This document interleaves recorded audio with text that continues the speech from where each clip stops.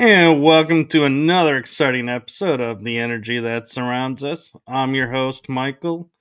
And for those of you who are watching on the Paralinks Network, I do have to say, for some reason, the live is not connecting tonight. So if you're trying to watch there, I apologize.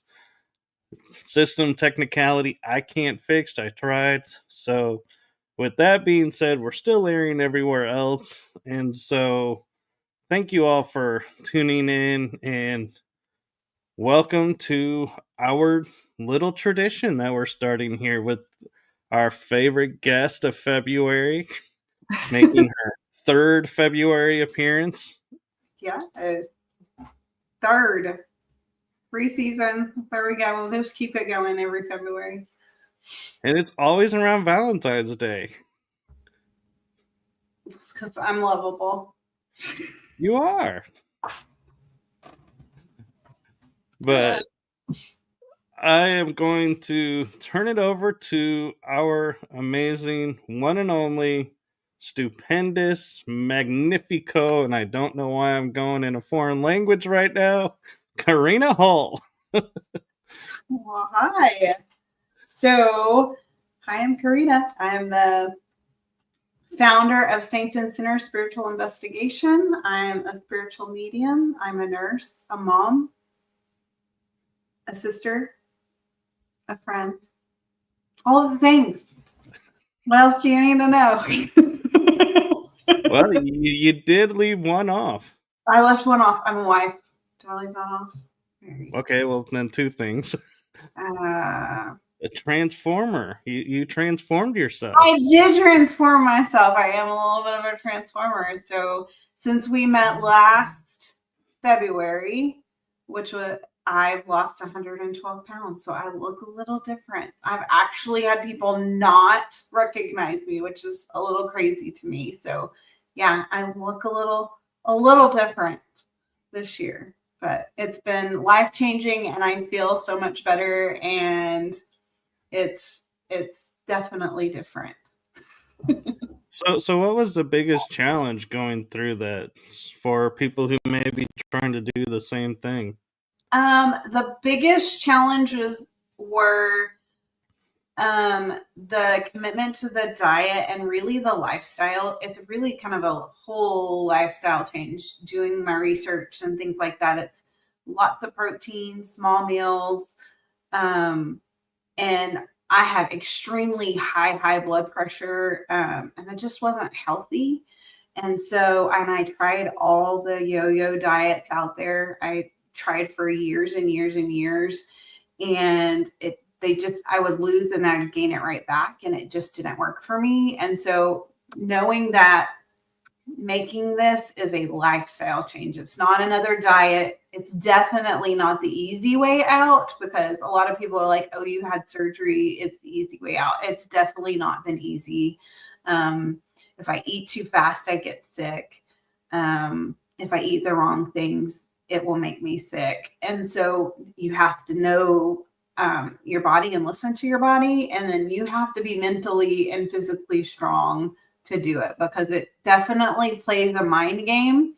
I still see myself at 276 pounds most days. And because was that I was 276 pounds for years. And so it's still really hard to see me.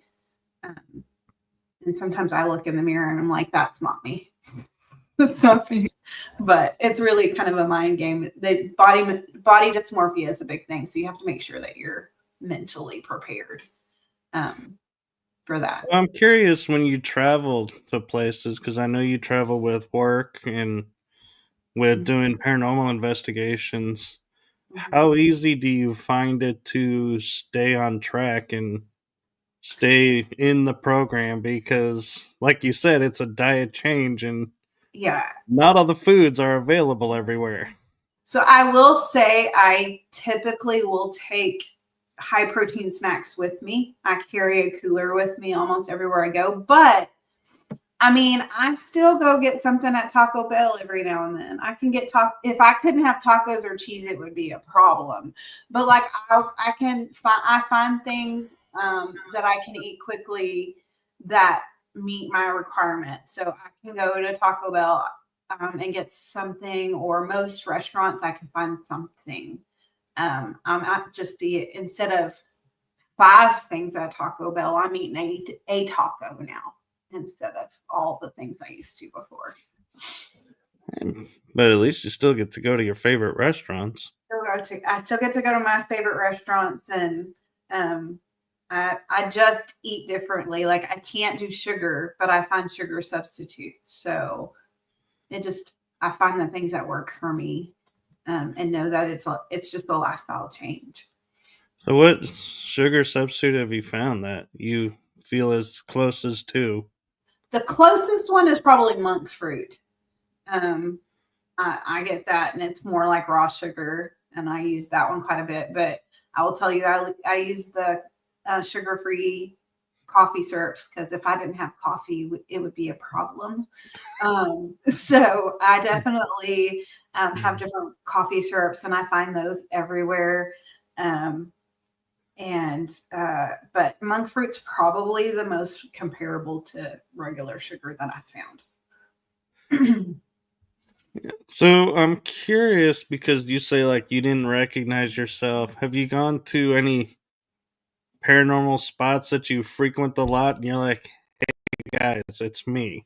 Come on, come talk to me. I haven't yet.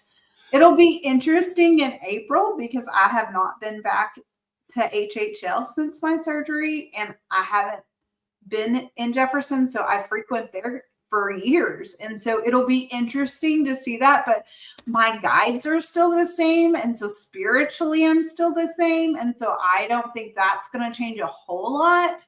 I think that a lot of people that are used to seeing me there, it may be different. But spiritually, not a lot changed there, if that makes sense.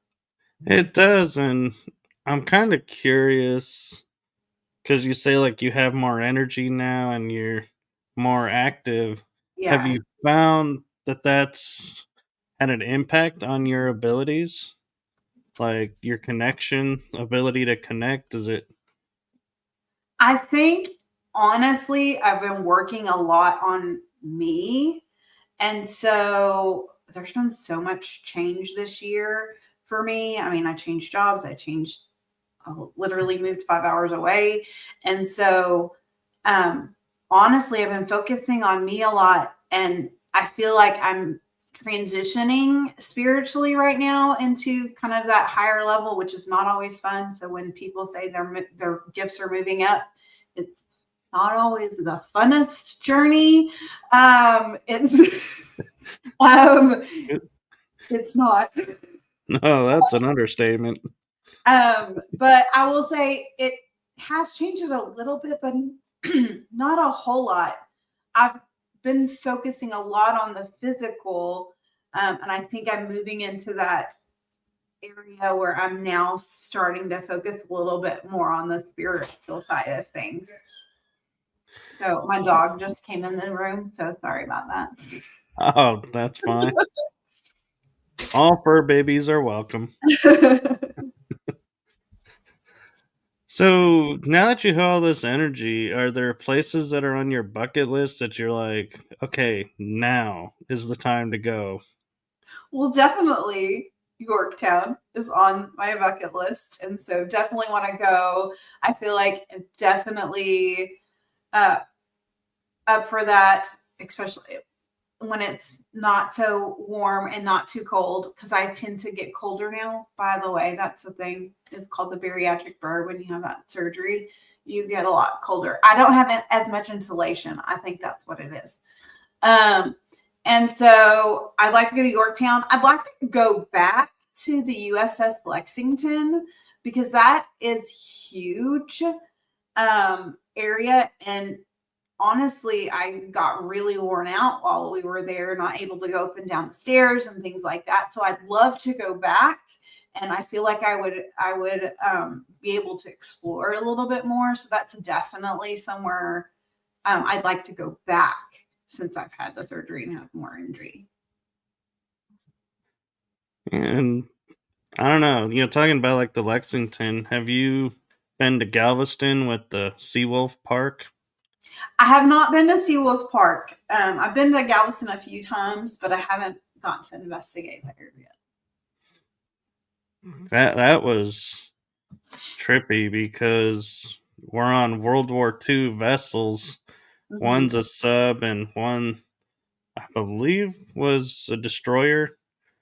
And having equipment going off and registering is interesting because, yes, the lights are on, but that's the only electric, and they're running off of lines through something else. And so it's like, I'm How? not sure what could be causing these to trigger off, and it's in certain spots, so it's not like the whole ship is conductive. Yeah, So yeah, it was quite interesting, but I haven't had the chance to investigate the Lexington. it's huge, and it's very active.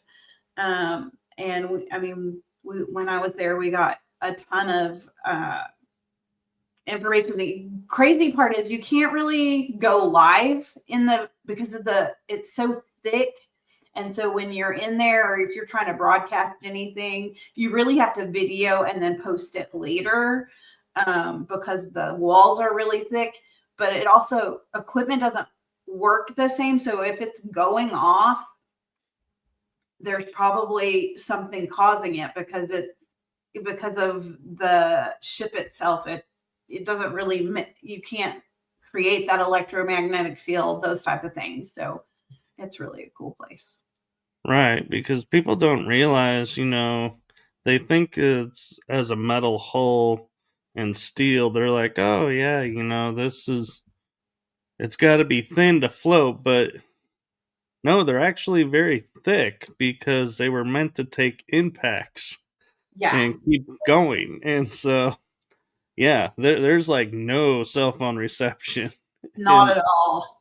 You have to like go up to the top of the ship and you might get some, but really you're not. And so anything that you're trying to do, you're not going to be able to broadcast anything, but you can record into it later. Like we were trying to do Facebook lives and stuff, and it was not happening. and the submarine, they talk about it being tight quarters because, it's a small little vessel. Mm-hmm. Dan LaFave and I were in there and trying to go from one side to the other. There's a spot where we're like this, Oh, scooching along, and we're like, oh man, if they find our skeletons here, this is going to be so awkward. yeah. Becoming part of the ship because we couldn't go from one side to the other. finally squeezed through. A little claustrophobic. I'm not quite sure about that one. That might be I'm a little claustrophobic, honestly.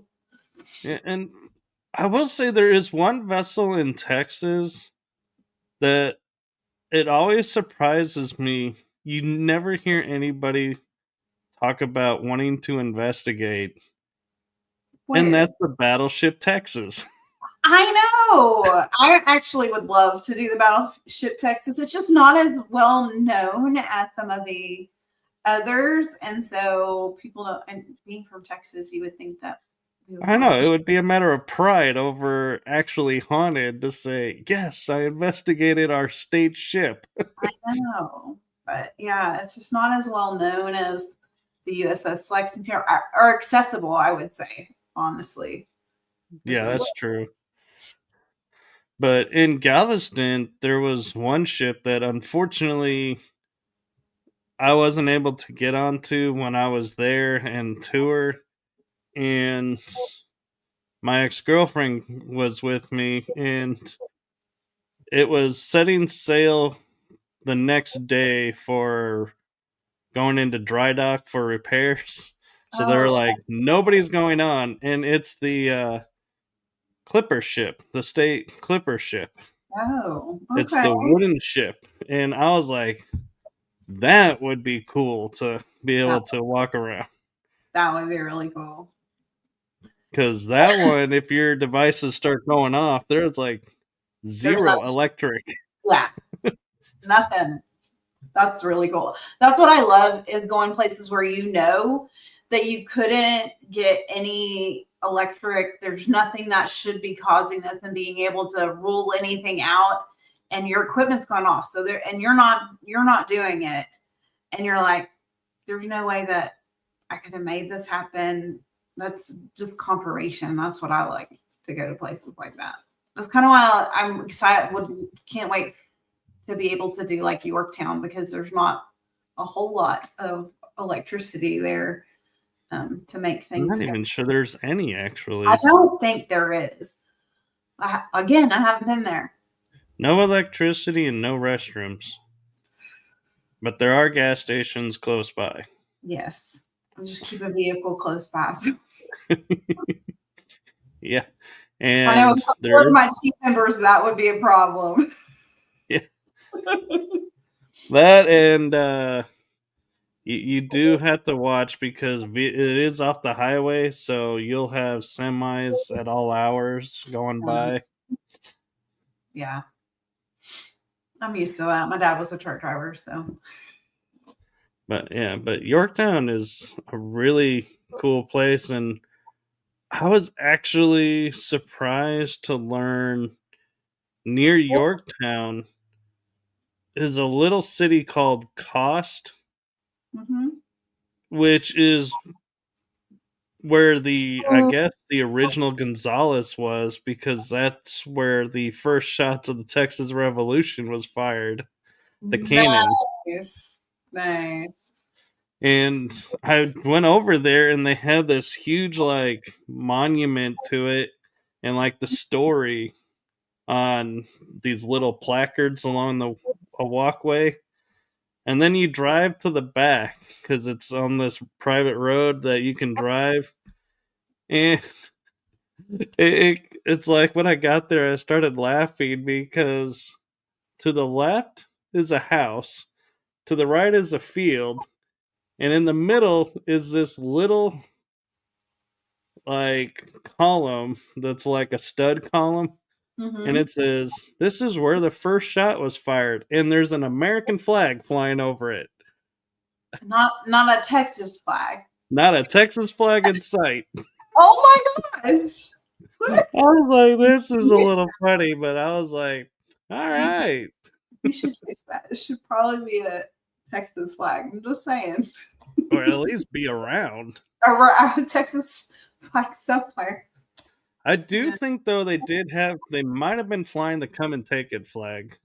Oh, was it? If not, that is the flag that really should be there because that was the flag that was there. Yeah.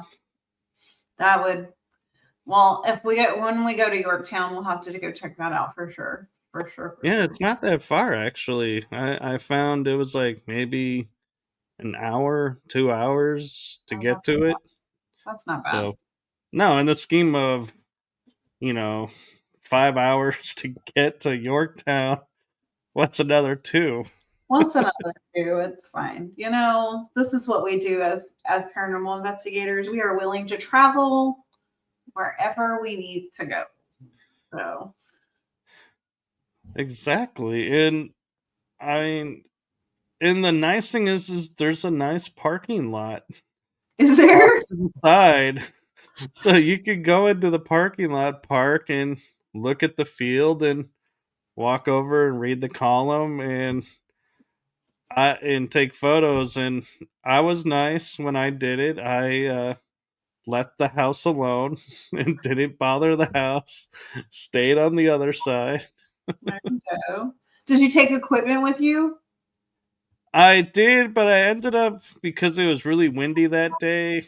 I Mhm. just tried using my cell phone to Yeah. record video and try, and you just hear a wind going by, and it's like unfortunate, but happens often in Texas. Every 5 minutes, it will change. I mean, I think we're supposed to get a wintry mix tonight. So I'm like, really? It was just 80 degrees this weekend. Oh yeah, tonight we're supposed to be in the high 20s, hmm and I think tomorrow is another day in the high 20s at night. Yeah. But this is what people got to understand. During the day, we're in like 650s, 60s. At Yeah. night, we're in the 20s. We get hot and then we get freezing cold, and then we wake up And we to wonder why cold people to say, go warm. It's like,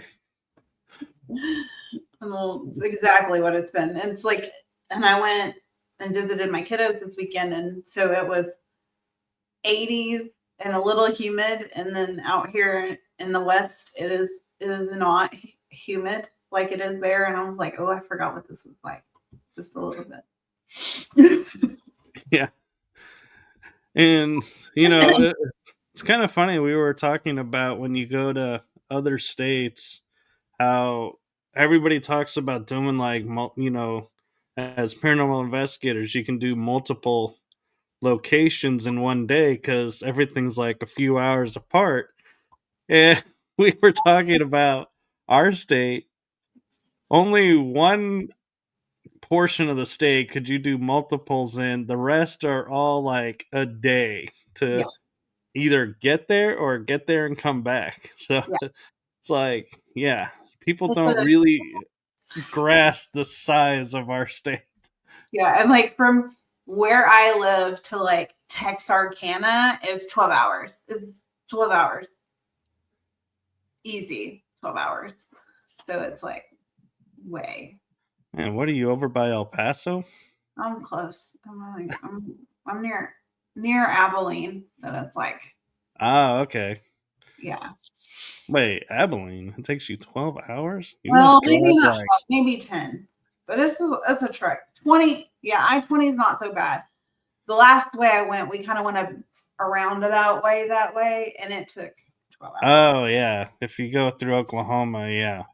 Yeah, it If took you a stay roundabout. in Texas, you can make it in 6, 7 hours. That's a roundabout way.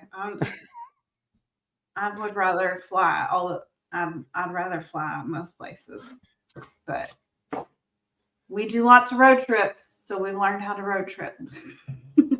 Oh yeah. So do you guys caravan or do y'all meet up at one spot and everybody hops in one vehicle?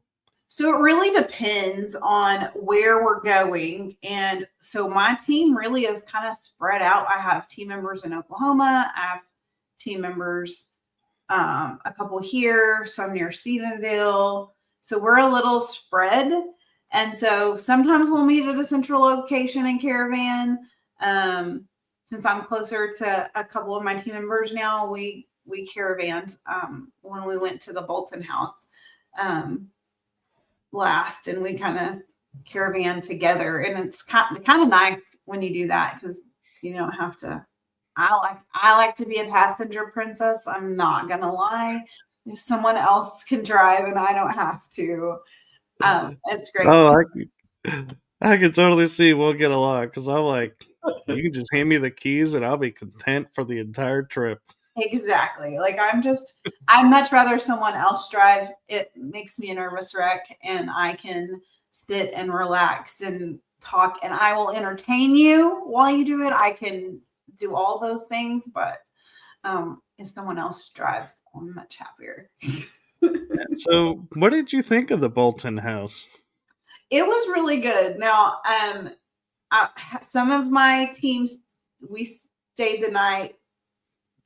A few of us stayed the night, 2 nights. We were there for a full weekend, and then some stayed in a hotel. And I forget what it's like sometimes to stay the night in haunted locations. Okay, you get woken up. We were woken up a few times, um, and it was great. Becky's taken really good care of it and done some really great things. But yeah, right. Activity started as soon as we got there. Like literally, one of my team members went upstairs and thought I was at the end of the hall. I was still downstairs. I wasn't even near there. And she said it looked just like me. And she went to talk to me and it was gone. We had a couple of times where something looked like other team members and sounded like other team members. And definitely got woken up in the upstairs room. Tracy and I slept in there, and both of us were woken up about 5 o'clock in the morning. And I felt something touch my leg, and she had woken up and saw like a black mist kind of go around and come over to my side of the bed. And about that time is when I was woken up. So it was kind of cool. But I didn't go back to sleep. I was like, okay, let's go get coffee. Yeah, and so were you when you were sleeping upstairs? Were you in the main room, right at the top of the stairs to the Right at right? the top of the stairs. Right. And That's you what that's the last place I'd be sleeping because Robert's right there. well, I mean, he didn't bother us at all. But it was definitely a female in that room that was kind of like she was checking on who was in her room. It definitely felt female and didn't feel anything that was crazy negative or anything like that. So it didn't bother Yeah. me. Just When but I was there, yeah, when I was there with Lone Star, we were having. I feel like we had more female EVPs than the males. yeah, definitely. We definitely had more interactive action with females. We did this, so we went downstairs and we all sat around the table um and got the dinner bell, and we put the little boo balls or the little cat balls in front of us, and we were like, we're ready for dinner. And we were like to see if we get served dinner, right? And it was like 3 of our cat balls went off, like someone was serving us dinner. It was really cool. But a couple of people didn't get dinner. Why didn't we think of that? We just sat at the table and did photo ops. I mean, and we all kind of are like, let's try this. We haven't done this before. So kind of the nice thing about my team is like we'll sit and like, okay, what do you think we could do to try out? And I had just bought this giant box. I had like 12 cat balls. And I was like, we have enough to go around the table and sit one in front of each of us. And you could definitely tell that they like some of us a little bit more than others. My Yeah, sister Tracy didn't get dinner at all. They didn't want to serve her at all. well, that's because she was probably bad. She probably did I don't something. know. I don't know, but they didn't serve her. But so here's the important question of on everyone's mind when they paranormal investigate: did you leave with all the cat balls? Yes. Listen, I'm sure we've left a time or two, but I think we grabbed all of them. It's like I went on one investigation. I forget where it was, but I started with 6. We're the Mhm. only people there. We searched the entire grounds 3 times, and I still left missing cat balls. And I'm I like, mean, I don't know. I think spirit sometimes takes them and hides them. And of course, everything's dark by the time you're like finishing and you're like, did I leave one? Luckily, they're pretty inexpensive. yeah, So I literally bought a giant box, like 12, I think, right before we went to the Bolton house. And I think I left with all of them. I'm pretty sure I did. Who like the big knows? Not, Becky will be like, I found your cat ball. and he'll be like, that one doesn't look like one of ours. I'll be like, oh man, that looks like one of mine, but I didn't have any out there that night. Maybe the spirits are bringing it back for me to Bringing pick them back. up. You never know. Spirit can do weird things sometimes. No, but that would be really interesting if, you say you're at HHL and you leave a cat ball behind, and then you go to the bolted house and they're like, here's your cat ball back. I mean, stranger things have happened, I'm pretty sure. But that would be really cool and be like, yeah. Yeah, I gotta that start like initialing them so that like this one's mine. I'm gonna have to start doing that. All my other equipment, like we have most of my like I literally have one of our my cute we have like our stickers on them. yeah. So but not the cat balls because they're so small and then you can't see the lights through it. But I know. I was gonna say you put that sticker in a cat ball, and you're just gonna see kind of cover the it up. sticker. It's like that defeats the purpose. So. Yeah. So, what's your theories? I know a lot of people discount the cat balls because they're so sensitive to movement.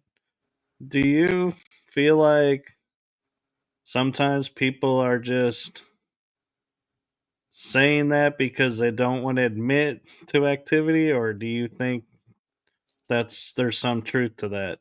I mean, I think there's a little bit of truth to it. Like they're really sensitive, but that's when you, as an investigator, have to go, okay, if I walk down this hall, is it moving it? If I sit next to it, is it moving it? You have to kind of play with it because you always, as an investigator, you should be trying to like debunk things, right? Like I'm trying to like make sure something natural isn't causing it. So if you're not moving things and if you're sitting there and I've literally sat there and seen one move and nothing is moving it around and there's there's nothing that could have caused it. And so something else caused it to move. So you really have to look at everything that's going on with it because yes, if you barely tap something, that cat ball is going to go off. But is anyone moving? Did someone make that? If it's down the hall and nobody's walking down there, that's what I love when there's Yeah. no one near it because we will put them down the hall and there's one going off and no one was even near it. There's no way it could have gone off. So you're looking at those things with that. Oh, that kind of like the Bolton house. We had footsteps. I would hear footsteps in the hall, but Yeah. could never figure out where from. And if we had cat balls, now that I'm thinking about it, if they start lighting up towards the door, being like, they're coming. Exactly. Oh, that's why I like to like turn them on and just put them down a hall or turn them and put them on steps, things like that, and make sure they're in an area where, if I was to step, I probably would step on it, but also you got to make sure that your team members know that they're there so they don't like fall down the stairs or something. Or But go crunch. but you putting them somewhere like that because if I'm not in a room, that's going to get my attention, right? And so I like to put them where they'll catch my eye, but nobody's in there. So then I know, okay, something's going on. Let's go check that out. Stuff like that. Yeah, I was at a location with two, no, three other people, Mm-hmm. and we were doing a cat ball experiment, trying to figure out something, and we literally had a cat ball on a bed on a puzzle wedged in a corner piece, like where it couldn't move unless you forced it to move. Mm-hmm. It was like perfectly nestled, and it started going off. And we thought, okay, maybe somebody bumped it, but the for like a nanosecond, it would stop and then start, and it would go through its cycle again. It did that 4 times in a row, Oh, back very to back. I was like, I have never seen a cat ball react that fast. well. And I've had one or two times where, okay, if that's you, make it stop. Kind of like with the flashlight, right? If that's you, turn it on or turn it off. Well, same thing with a cat ball. Okay, if that's you, make it stop, and it'll stop its cycle with the flashing. And so you're like, okay, because I those will never both thought to go both. ask that because it always seems to run its cycle no matter what. I never thought to say stop the cycle. Yeah, make the light stop. Okay. It's done it a couple of times at work, so it's like, okay, maybe. That's a cool idea. I'll have to talk to my friends about that one. Yeah. Let And me know if it works. yeah, Kitzla Hell has a question for you. She's asking, is it ever dangerous? Do you ever use protections before going into a place? Absolutely can be very dangerous if you don't know what you're doing. My team, we pray before we go in and we pray before we leave and ask whatever is there to not follow us. I really like going, I don't like, part of my calling is to go and help people who have open doors to something they don't know. I've been scratched, hit, punched, choked by some things that you can't see. And so when I say that, part of my calling is to do spiritual warfare. And so to go in and help people who are having these issues. And so if you do not know what you're doing, don't ever just go and think that you can go into places and ask these things, because you can open doors that you don't know. I believe in angels. I believe in spirits. I believe in demons. And so I've dealt with all of them. And so it definitely can be dangerous. I've had my team members attacked, but we work so well as a team that we knew it happened when it happened, and we were able to literally, I will go into what we call battle mode, and it's praying, making sure my team is okay. We're talking. And so you definitely have to be spiritually strong to kind of do this, I feel, because otherwise you can open doors you don't really know that you open. And you can be hurt, and your team can be hurt. And so it can be dangerous. So you got to kind of be prepared. Right. I think that's one thing a lot of paranormal investigators don't think about is the simple act of asking if somebody's there is Mm-hmm. opening a door. Yes. Just because you didn't do a ritual ceremony doesn't mean you're not opening things up. And so, Mm-hmm. yeah, that's just something that I've been kind of noticing a lot lately is people go, well, we didn't open anything. I'm like, did you ask questions? Yeah, you did. You're asking questions. That's opening up a door. And the other thing is, I never allow anything to take my energy. I do not say you can use some of my energy. Absolutely not, because that's inviting them into taking your energy and using it. And so you can use this piece of equipment's energy. You can use that, but you cannot use my energy. And so that's one thing I always remind people: don't let something take your energy. Yeah, and a word to the wise, I'll use the term a friend of mine uses on her YouTube channel, a PSA, a public service announcement. Even if you're on a team or you're investigating as a guest with teams and they say use our energy to help you, feel free to speak up. I do it all the time and say, no, you don't have permission to use mine. No. Yeah. You can use anything else, not mine. Yeah. And Yeah. No. And we definitely, if we have a guest with us, we talk to them about those type of things before, because we want to make sure if you're coming with us, you're safe. And we're going to pray before, and we're going to invite you to pray with us, and we're going to invite you to pray at the end. We won't leave if we haven't prayed, because it's just safe for us to do that. That's just what we do.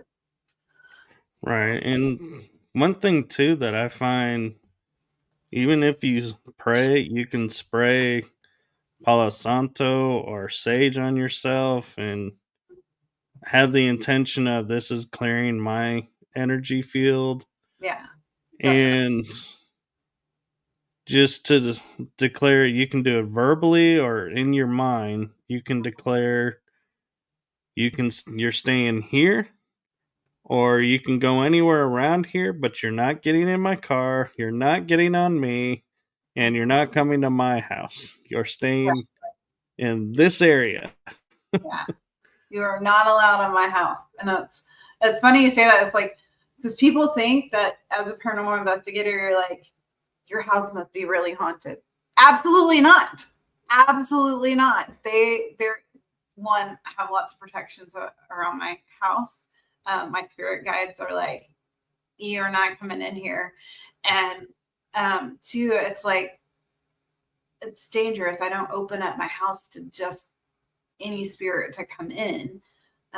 Spirits know family only, right? Or my Right. guides. That's it.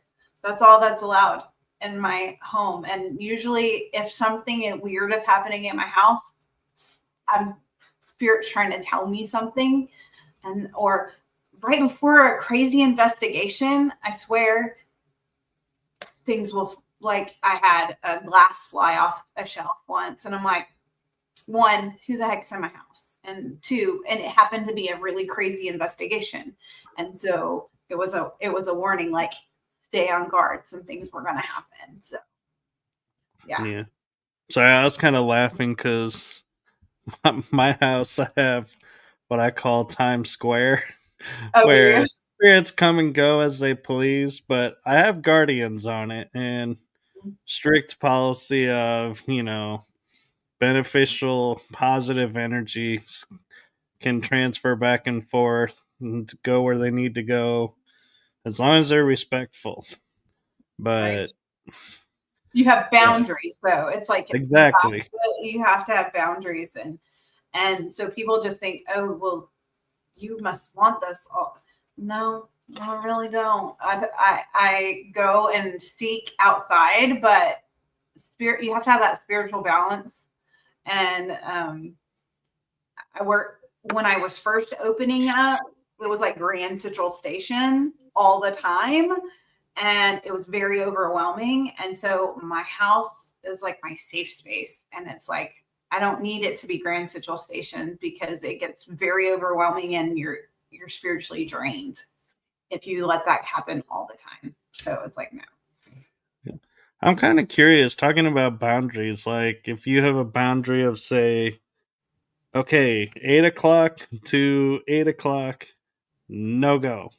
This Mhm. is my personal time.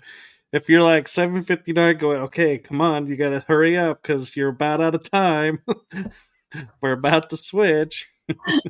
I think my guides would laugh at me really hard if I was like, this is your time and this is all you get, because they're always pushing me out of my comfort zone. And so they push my boundaries a little bit, but they're my guides, right? They're the ones that work with me spiritually and those type of things. So they would just kind of laugh at me. I'm like, okay. you go ahead and try to go to bed, because it's not going to happen. You're going to wake up because your mind's going and going and going. And so, but you still have to have boundaries sometimes. And I think I've learned that, especially being a spiritual medium, if you don't have them, you would be exhausted. And after having you on for 2 seasons, I'm actually going to ask you something I've Okay. always been curious about. Okay. What is the paranormal to you? And what aspects of the paranormal do you like investigate on your own or research on your own that you don't share with the team because they don't agree with or maybe are interested in? I mean, what is paranormal? So paranormal to me is the unexplained. For me, a lot of it is spiritual, right? I don't think there's anything that I don't share with my team. We're pretty open. And I'm pretty receptive to if they say, I don't believe in that. But I think when you do paranormal investigating, you have to know about all aspects of spirituality, right? Because if I go to Oklahoma, and or go somewhere where they believe in say I went to Jamaica and they believe in, what is it? Oh, my boss used to say it. They believe in something different. You've got to be able to learn about their culture to understand what might be going on. And so I think that that's one thing with my team is we look into that. We look into the different cultures and different religions to help with that. And so I don't think there's anything I wouldn't share with them, honestly. Yeah, But well, that's true and good, but ironically, in a roundabout way, I was trying to go somewhere without saying it to see if you would go there, pick up on it, and same. that is the UFO UAP. Do you ever go like what they call sky watching and look to see if you see anything? I mean, I love to watch the stars in the sky, and I definitely believe that there's something out there other than us because this universe is massive. Um, do I intentionally go out looking? Probably not. Um, but I definitely believe that there are aliens and UFOs because, I mean, Earth is just a tiny speck in our universe. So, It is, and I was just curious because like when I first started paranormal investigating, I was going by the TV show. So to me, everything paranormal would either be a haunted house, a mhm. haunted park, dealing with some spirits somewhere. And then I had a friend ask me to write an article for an online newsletter, and I thought, everybody always asks me about paranormal investigating. Why don't I tell them what paranormal is?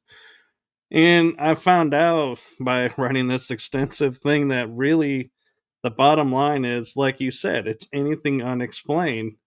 And so, Mhm. like, my mind went boom and was like, okay, floodgates are open, no holds bar. What's out there? Let's go. Exactly.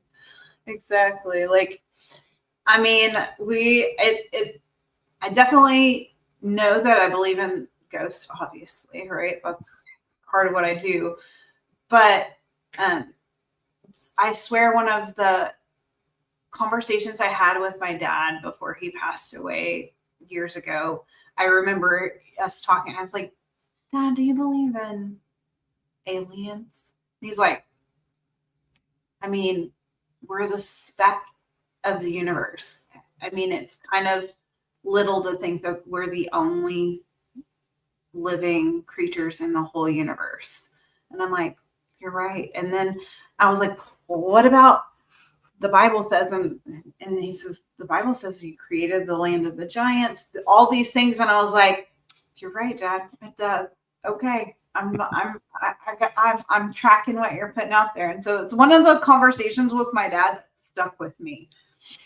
So No, that's great. And, it is funny when, you know, we sit there and we think about, what's out there versus what's here. mhm. And I was talking with a friend on her show, The B System, and we were discussing, how they advertise space as the final frontier, and, it's the next frontier for us, to go to. And I go, there was a television show in the 90s that actually broadcasted a frontier that nobody talks about, that was shunned aside, and that's the oceans. What's I in mean, our oceans? listen, my It's like, husband is all about the ocean and he loves all the shows. Okay. All of oh, them. he would love Sequest, and it was called Sequest DSV. He, listen, I watch a lot of Animal Planet because he likes them. But the ocean, we've only seen this much in the ocean. So who's to say what's all really in there? And that is a definitely undiscovered place, lots of places. And it's really cool. That's right here on Earth. So, I know, it's like it's our backyard. It's like most of our planet is water, and yet we seem to be like, okay, we're running out of landmass. Let's go to space. It's like, why don't we go in the water? yeah. Well, what's so bad about being in the water? Because if you can build a capsule in space, Mm-hmm. that capsule will hold in the water. So, It's at true. least in theory, that should work because they're about the same amount of pressures. Maybe someday. I don't know. I feel like every time we try, something happens. So it just may not be meant to be for us to get to all the ocean. Who knows? Very Just true. And Kitzlael has another question for you. This is okay. a good one. Have you ever found or been given an item? By spirit? I'm assuming by the spirit or at the haunted location. Oh, definitely. We've definitely found coins. Coins are very popular. I've been in. We were actually at a place one time, and the it was a private residence, and something they would find from their loved one would be a dime. And we heard in the other room a coin drop. It sounded like a coin drop, and we had just been in there. It was literally in the center of the room. There was a dime. So definitely been given um, items, uh, feathers. I've definitely found items, uh, and I don't usually bring them with me or take them home because it stays wherever it was. But definitely, coins are a big one. I want to say rocks well something significant to that spirit usually has been. I'm trying to think of anything bigger, but the dime was the biggest one because you literally heard it hit the floor, Yeah. which is crazy. My one experience of that was it was July in Arkansas, and I was on sky watching where, like I said, we were looking at the sky to see what we could see. And we were on this kind of stage platform, and it was covered for, the weather. And the lady is standing next to me, and I can see her, even though it's late at night. It's like I can still see her. And we're walking towards something, and everybody else is sitting in chairs, talking at the center. And all of a sudden, I hear this bang, like you're saying, something fell Mhm. right behind me, and I'm like, I go, what? And I look at her, I go, what was that? She goes, I have no idea. We turn around, a quartz crystal that looked like it came from the ground was right behind me, and it was not there before. Oh, that's And crazy. she goes, you need to pick that up. And I said, what do you mean? She goes, that's a gift from another dimension because of how it came here. Yeah. So that's meant for you. So you need to take that with you. And that's one of the few times I actually took something from a location. I probably would have taken the crystal. Obviously, you see I kind of like them a little bit, but I Oh yeah. probably would have taken the crystal. I I have a mean, few from Arkansas actually. Can I check up? but I'm like, yeah, I mean, like, how many times can you say to somebody, this appeared out of thin air and hit the ground behind me? Yeah. There's no way I can say that was not meant for me, because if it fell behind her, I'd be like, no, no, it's behind you. That's yours. Yeah. This was definitely meant for the homeowner, and so we gave it to the homeowner, and it was a family member. But it's like I typically will not take anything from a haunted location, but I would have taken the crystal. I'm not gonna lie to you, for sure. Yeah, I tend to leave certain objects where they're at, and and it's kind of funny because I'm not really superstitious. Like seeing a doll in a glass case, I'm not like, oh, I better follow these directions because this is what Mhm. it says will happen. It's like, I'm like, yeah, I take that with a grain of salt. I'm still respectful, I'm not gonna bang on the glass and like taunt it, but it's interesting because it's like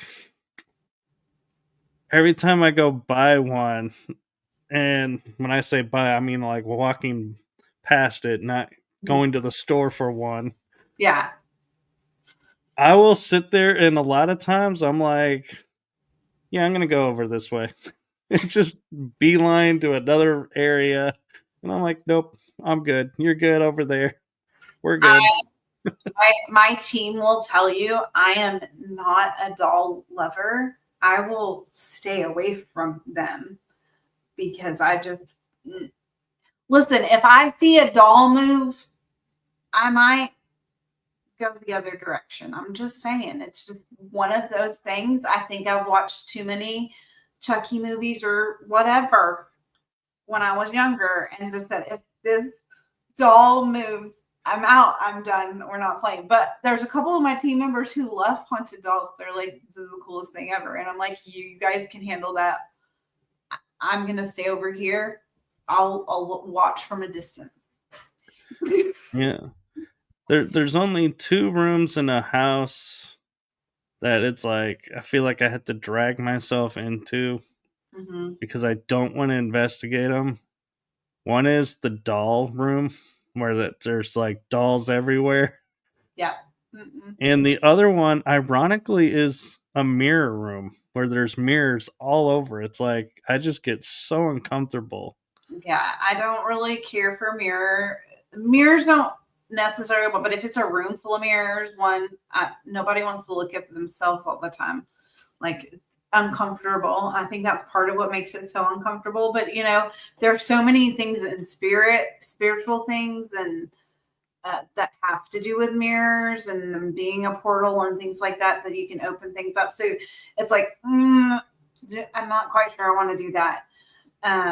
But yeah, mirrors make me uncomfortable in doll rooms.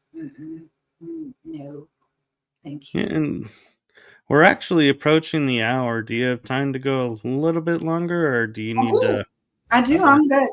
I'm off tomorrow. Nice. Yes.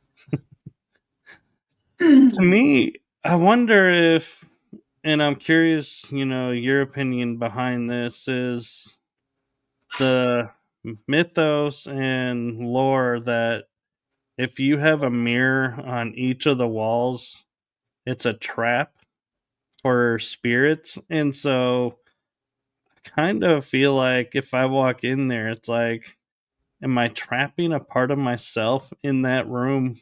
Is it really a trap? It says they do. That's why I won't buy a mirror from like an antique shop or those type of things, because you're like, whose spirits are trapped in those mirrors? I've gone into antique shop. One, sometimes antique shops make me a little uncomfortable, and two, you just go to some of those mirrors and you're like, not taking that. There's something there. Not doing that. So yeah, can be uncomfortable. I feel like there's lots of things that say they trap spirits. So who knows? And talking about like antique mirrors, have you been to Myrtle's Plantation? My favorite place to investigate ever. Yes, Myrtle's is one of my favorite. The mirror in the house that they've replaced the mercury mirror, what is Mhm. it, 3, 4 times? And the Yeah, handprint returns each time in the exact same spot. crazy. It's crazy. I I'm just like, I don't. You think that okay if you did it like once, but it's the same place every single time and it's a different mirror. It is a very humid place, and so you think that the mercury and the silver backing can kind of, but not in the same shape and things like that. But yeah, that that Myrtle's Plantation, by far one of my absolute favorite places to investigate, and not necessarily just the house. The land itself has so much history, and I will tell you, I don't usually stay in the house. I will stay in one of the cabins on outside, and I get just as much activity there than anywhere else. It's just by far. And I will tell you, last time we went was right before the restaurant burnt down. And that whole weekend that I was there, I kept going, was there a fire here? Was there a fire here? And they kept going, no, there wasn't a fire. And literally I left the next day, the restaurant burnt down. I kept getting that the whole weekend. I was like, well, this makes more sense now. But yeah, it was a little crazy. and quick disclaimer, no, Karina did not make the fire happen to prove herself right. I no, I literally didn't see it till the next day. Like my friend sent it to me, and he was like, did you see this? And you said this all weekend. Like I didn't even initially see it. You literally were talking about a fire the entire weekend. I'm like, no, I don't know why I'm getting fire this whole weekend. I got fire. Fire. You know, it's funny talking about that. It reminds me of my family. We were traveling, and I guess you could call this a paranormal experience, but we were coming back from visiting family, and we stopped in this restaurant, and we were like, the food was, not that we're foodies or snobs, but we were like, the food just tasted really bad to us, and we were like, leaving and going, and I remember saying to myself, going, man, God would do a service to humanity if that restaurant was to shut down, or, maybe like have to, go back and relearn to cook, with more spice and more flavor and, better. Oh Well, yeah. we get to the hotel, and you're going to laugh at this. We turn the news on, a tornado shredded the restaurant. Oh my gosh. I was like, for the longest time, I was like in the back of my mind going, I need to be careful what I say at places because apparently I have a connection. You have to be really careful. Sometimes me and my sister have learned that. Like we'll say something, and next thing you know, like something has happened, and we're like, did that just happen? Like, yeah, Yeah, things so I know what you're saying about the fire. It's like, yeah, mine wasn't a fire, but it probably would have been better if it was a fire. Listen, tornadoes are no joke. May May I was in one. Literally hit the place we were at dead on, and the roof came up the building and came back down. My husband's truck was destroyed. Those are scary. Those are scary. They are, and you're gonna also find this funny. One night, Dallas had 9 tornadoes, and one was like maybe a football field or two lengths away, like literally at the end of the street, and we're in the middle. Oh I gosh. slept through all of them. Oh my I god. didn't know until the next morning that 9 tornadoes had been in the area and My one just up the road. god. It's crazy. I was like, Our yeah, phones kept going off, and we were like, it's Texas. There's always a tornado. No, it was coming dead at us. It was crazy. yeah. We already hit on this, but we might can hit on it again for Kids Lael. She's saying, is it true taking 2 mirrors and place them face to face of each other makes a portal? I mean, it's a theory out there. Have I tried it? No. But I will tell you, it's definitely a theory, and I don't go just trying to make portals to make portals. I go to try to close portals most of the time. And Right. so, again, that's one of those things you want to be careful with. You don't want to open a door. And so I just don't do that. I would say to you, Kids Lael, if you have 2 mirrors on opposing walls that are close to each other, just walk and see if you notice a difference when you pass through that little tunnel area. And if there is a difference, there's your answer. You've got a portal. Yeah. And when I say feel a difference, the temperature could be different. You could get tingles, like feeling electric, Mm-hmm. or just feeling nauseous, or be like your mood gets affected. There are several different things that can point out where portals are. I get dizzy sometimes. I tend to pick up energy, but dizziness is a big one for me. That tells me the energy shifted or something has changed, and so that's dizziness, tingling, arms standing up, animals acting differently in that area. That's another one. It may not be you; it might be your animals. Things like that. Yeah. And since we kind of hit on this a little bit earlier, I'm like kind of curious to go into this question with you. And being that you're a medium and that you talk with entities on the other side, I'll use that term and I'll explain why in a second. Have you ever experienced something coming through to talk to you, then you were like, okay, first off, you do not look like you were a part of this world. And secondly, I'm not even sure I can understand you. I definitely have picked up on things that don't look humanish before, and a lot of times that has to deal with when I'm dealing with tricksters or demonic things like that. Um, I will say that my guides are great translators, but sometimes you get things in different languages. But I usually that's not an issue. They help translate whatever needs to come through. Or sometimes I'll hear maybe someone had a speech impediment and I'll pick up on that a little bit through it, but Spirit's usually a great translator. So I don't usually have an issue there, but definitely have things that are like, you're not of this world. And when I see things, I don't necessarily see things physically. I see them in my mind.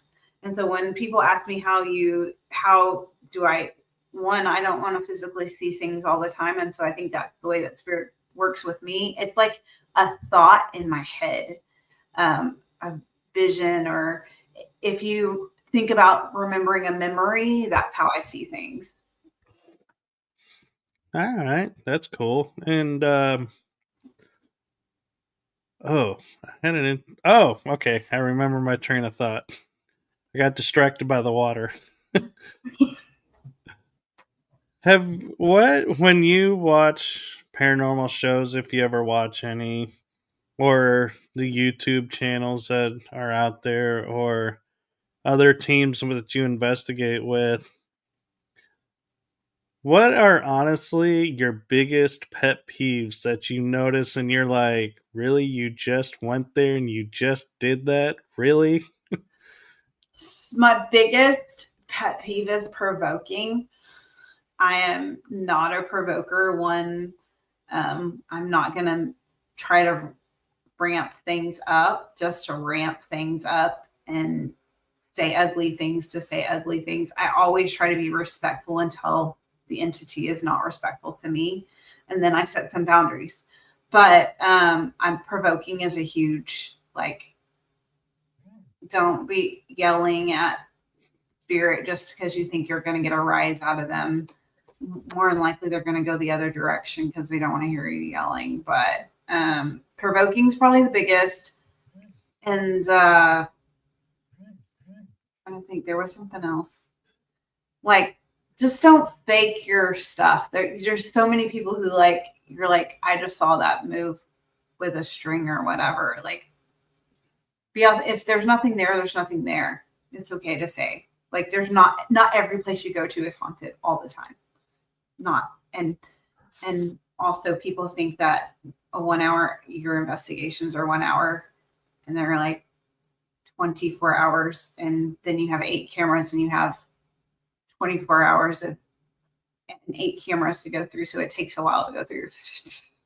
And then they see shows that are an hour long and you're like, that's not real life. Yeah. I will say I liked when Ghost Hunters came out first and was like, okay, Monday we met the homeowners. Tuesday we did investigation. Wednesday we went to the library. Thursday we went back into investigation. Yeah. Friday we did review. Saturday we're presenting. It's like you knew this Yeah. was several hours, several days. Some of these newer ones, you're like, you just made that look like that was an hour long. And there was so much evidence. And you're like, I could have been there a whole day and had no evidence. So everybody thinks that you're going to have like all this evidence. Not every time I go somewhere, do things happen. It just doesn't work that way. Right. I always tell people when I'm investigating with them for the first time and going, I know this is going to sound contradictory to everything you've ever been told, but when we walk through these doors, clear your mind, clear all your expectations, clear all your outcomes that you want. And they're like, why? I go, let me give you an example. So if you're expecting something to move, there could be a voice that just goes hi right by the side of your ear. You're gonna miss it because it didn't move. Yeah. Or you could have a door slam in another room, but because you didn't see it, you're gonna go, oh, that was the one, and you're gonna discount. Yeah. So if you go in focused on specifics, you're gonna miss everything else. And they're like, I never thought of that. It's like, yeah. You're like, I really hope this happens. And you're like, that one thing is not going to happen. And spirits do not act on command. They do whatever they want, whenever they want it. And I remember this meme one time that shows like these investigators asking all these questions, right? And you see spirits just going, they want me to touch this flashlight. Like, that's going to be me. And when I'm a ghost, I swear, I'm going to be like, okay, let me mess with these people a little bit. Yeah. I'm going to be like, oh, you want me to play with the flashlights? All right. Do the opposite. Let's see. How many flashlights are in this room? Let's get them all going. Yes, can I light every single one up? I'm gonna make all the noise, and I'm gonna make sure. Yeah, it's just I'm gonna. I Oh, love that'd be even more fun is to be like in your mind going like dun dun dun dun and have the flashlights light up the match. home. Be Yes, like, we're doing concert here, people. yes. Play some music.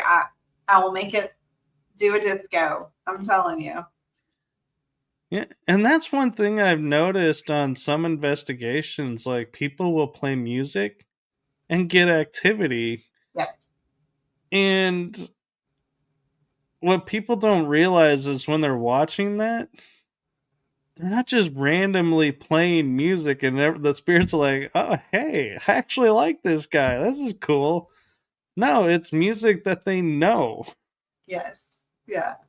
Like if we're somewhere investigating, we try to find music in that era if we know the history, or Tracy and I will sing together a lot.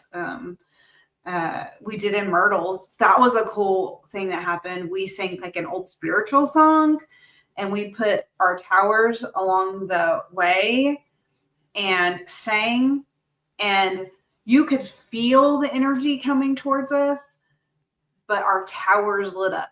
Like people were walking, which was really cool.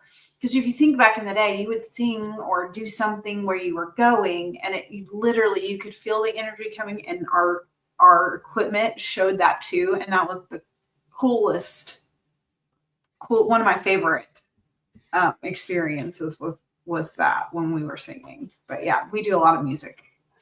Yeah, and going back on the pet peeves for a second, I'm actually kind of surprised you didn't have one that's on my list.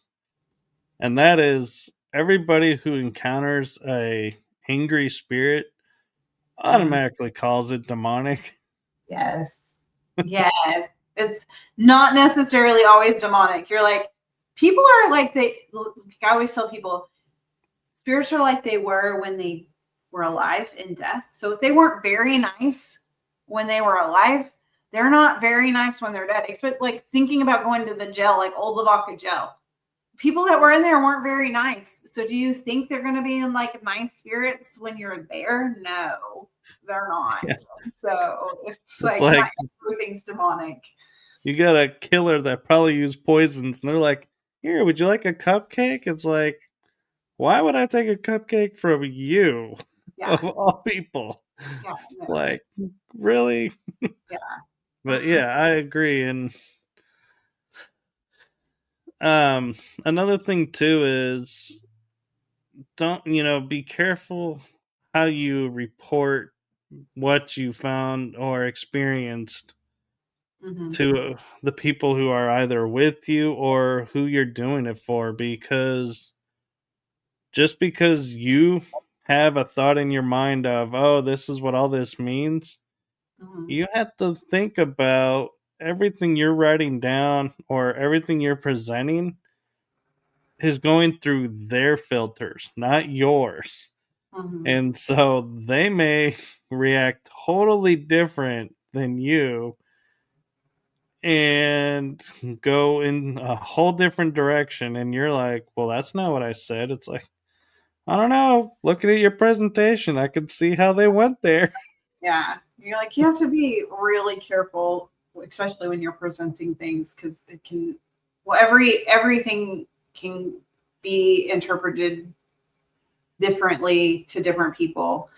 Um, so trying to just present the facts and not your feelings in things is the best way to go, usually. Right. And one of the hardest things I think that a lot of investigators get caught up in is they're so excited they have what they think is evidence that they just post it online, and it's like, look at this. And then somebody will come up and challenge it. And you're like, what do you mean that? And then everyone just is like, oh, yeah, you jumped the gun. You didn't listen for this or that. You didn't verify this or that. And so, That's one Once, thing that I do is when I get an EVP, I'll mhm, send it off to someone and go, "What do you hear?" And they're like, "Is that you?" I'm like, "No, I thought it was one of you guys." No. All right, so we've established it's nobody that was there. yes. Now, what do you hear it saying? Hmm. It's like And I'm not then, going to tell you what yeah, I want you to tell me what you hear so that we can kind of talk about it. But it's like definitely trying not to put your, because once you tell them what you hear, they're never going to unhear that. They're going to right, hear exactly what you do. So I think with our team, we have everybody listen to it and kind of, okay, was that you talking? What are you hearing? And so we discuss it then. But yeah, you definitely don't just go, let me post that because it's me. I'll send it also to people outside of the team and be like, do you hear this? What do you think that is? So that we're getting outside people too.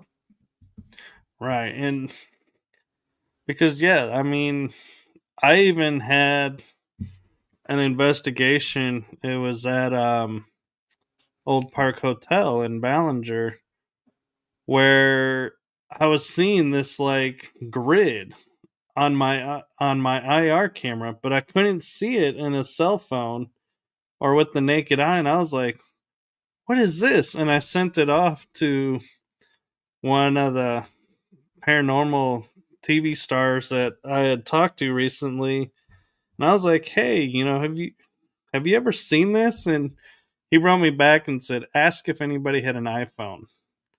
Because the iPhones emit a LiDAR now. So you're seeing in IR the iPhone mapping everywhere they're going.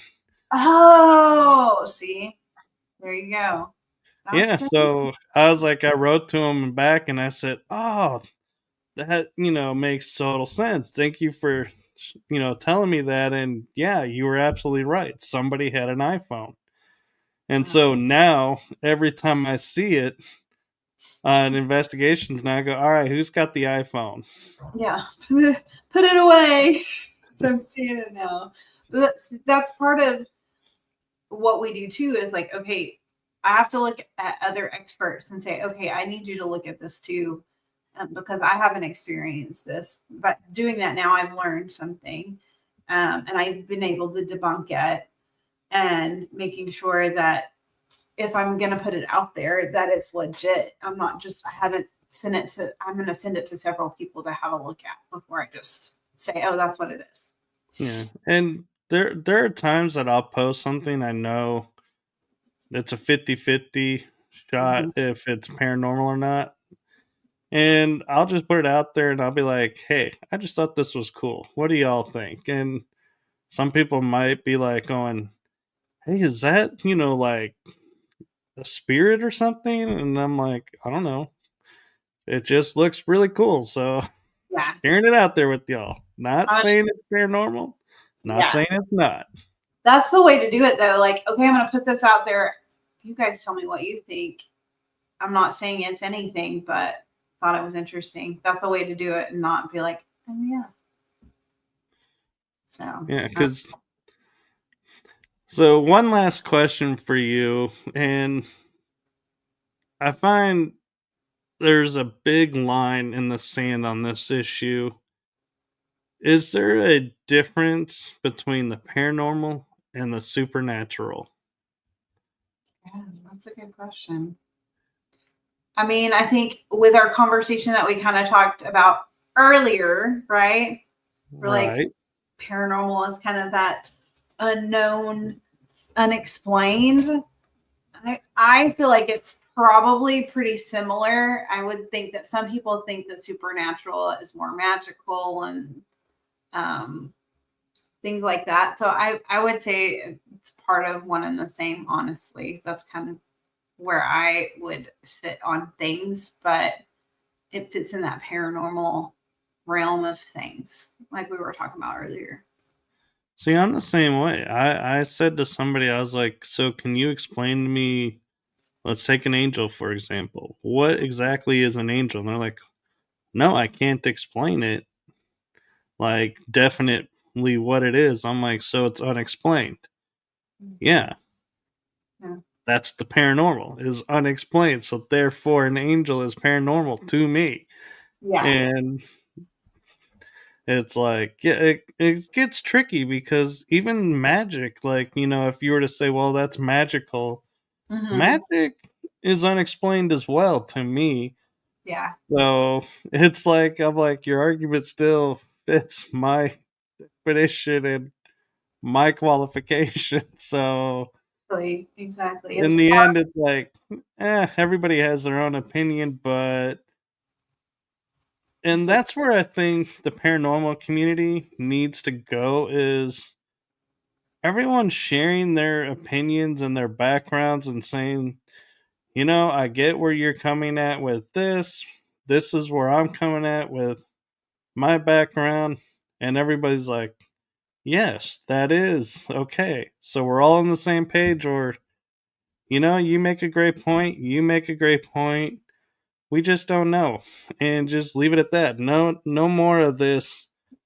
Oh, well, your method doesn't fit what we do, and so therefore it's wrong, and you're not really investigating the right way. Otherwise, you would have had this, and it's like, is enough there of this division. is there a right way? I mean, honestly, I mean there's safe ways to do things. Let me put that in there. But is there a really right way? Everybody does things differently in life in general. Spirits react differently to different techniques. And so, is there really a right way? I don't think so. I mean, it's all theory and trial and error as you go. And I swear you'll go to an investigation and spirit will like one single piece of equipment the whole time. And then the next time someone else goes and they won't touch that piece of equipment. So it's just like, it's trial and error. There's no wrong way or right way. I don't think there's safe ways, but you, you just never know, honestly. And there Right. should be a point in division over And that. I kind of take the viewpoint too that spirits have been around potentially for centuries or decades or even days, but they have tapped into a knowledge that we don't have. Hmm. And I feel like when you walk in, even if there's like a group of 5 of you, they'll be able to figure out of the 5 who's really here to genuinely make contact, Hmm. find answers, have a conversation. Who's here to have their 15 seconds of fame and going, "Ooh, look what I got." Exactly. And who's here that's like, yeah, none of this is for real. I'm just hanging out because I had nothing better to do. So Hmm. they'll look at those and be like, the one who's there for the 15 seconds of fame, be like, yeah, we'll mess with you later. Yeah. We're gonna go talk to these people first. Yeah. I mean, it's when I walk in, it's like a beacon sometimes if I'm going in and I'm pretty open, and then my guides walk in with me, and it's like, okay, sometimes it's we're gonna talk to her, and sometimes if I have all my guides with me, it's a little overwhelming for spirit, and they're not gonna mess with me at all because I walk in with like 5 spiritual guides, and they're like, we're not messing with her, not at all. Sometimes the catch-22. Yeah, and I wonder sometimes if we so protect ourselves too that spirits are like, you look like a cool person to talk to, but I'm gonna have to be like 12 feet away from you to like stand what you're giving off right now. So Exactly. I don't think this is gonna work. So I'm gonna go talk to this person who I can get a lot closer to.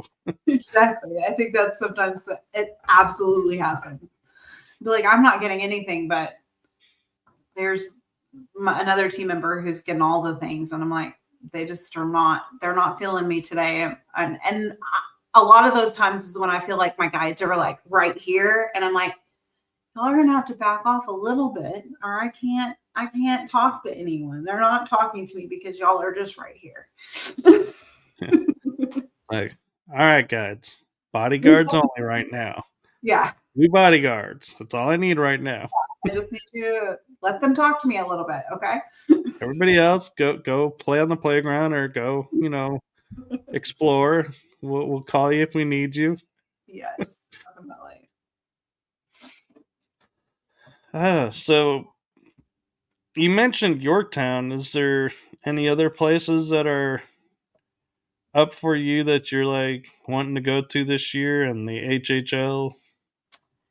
Well, I'm excited for HHL because we haven't been in about a year and a half, and so we're super excited to be back. Yeah, So Jody's awesome. She does awesome with that. yeah, she does, and Jefferson's awesome to just be, and we're staying at one of the bed and breakfasts, and their bed and breakfasts are fantastic because the food's really good usually. But definitely back to Jefferson. We're looking at a couple. We really want to get into Missouri State Penitentiary, so we're looking at that for like a big trip maybe this summer. So we're hoping to maybe do that. And then we had a couple of things. Listen, we really like private homes that's our favorite. So I really, if you guys need your house investigated, reach out because we are down to do that. I love private homes. That's our, so we can go help people that don't understand what's going on. So I'm hoping to get some more privates this year so that we can help people out and try to explain. Listen, we'll even find the possums under the house for you. My husband is like the biggest skeptic ever, and so he will search for every natural cause of anything, and definitely he will look for that. And it's really funny that he's such a skeptic and I'm so not. But we were for 29 years, so it works. Yeah, well, they always say opposites attract. We are definitely that. We are definitely Well, thank you for coming on and spending this Valentine's week with us. You know, and it's funny because I mentioned to you about this becoming like a tradition because I looked at the history and it's always the same week, it the has. same month, each season. And you were like, yeah, let's make it tradition. I'm down. I will make it a tradition next February. I'm down. It's definitely been fun. I've enjoyed it. I love sharing this part of my life and getting to talk with you. And we always have a good time. Yeah, I enjoy it too. And we, just FYI, is when we both happen to be in Jefferson at the same time, we're hanging out and watching people karaoke. Yes. Annie Skinner's karaoke Friday nights, HHL, definitely. Yeah. So, are you going to be at both HHLs or just the one? Right now, our plan is April, and we're going to see how things go. We may be there in November too, but right now, definitely be our plan is April for sure. Well, so if you all are in Texas near Jefferson during the, is it first weekend in April? The first weekend in April, um, Jody does a great job. There's a daytime, and then you get to come on at night, and you get to go to all the different locations and investigate with the different teams. It's a good time, and Jefferson's fun, and then it's and there's great shopping. Lots of There shopping. is. Great Great shopping. fudge, too. Good fudge. Lots of if you like Bigfoot, lots of Bigfoot stuff there too. I know. I've only found like 3 or 4, and I found out somebody said there's like 9 of them. Really? I haven't seen none of them, but I've seen a few of them. But if Yeah, you everybody loves the one that's right across from the the area where the speakers are. yeah, That one's a good one. You can get lots of pictures. But Jefferson's they do a big in October they do a Bigfoot conference too. So if you're into Bigfoot, that's Oh, definitely the may go. have to go check that out. But April 5th, if you're in near Jefferson, go visit Carina and everybody at Yes, the History Haunts and Legends. absolutely. We'll be there with bells on. Now that's a sight to see. That's true. That's true. We'll have lots of cat balls. Okay, our cat balls will be on. There you go. And you heard it from her. She's just bought a whole box of them. So, Fun. I got it done. all right. Well, we are going to call it a night because it is getting late. And so, thank you to everybody who was in the chat room. Thank you to everyone watching. And I'm actually going to sign out a little differently because being it's Valentine's week, don't wait and miss an opportunity to say how much you appreciate and are grateful to those around you. And if you have significant others, let them know, that you love them and share, just a tender moment. Doesn't have to be big and elaborate or small. It just let it be what it is and just share that every day. Just make a moment every day to do that. Absolutely. And with that, we are good night, everyone. Bye, guys.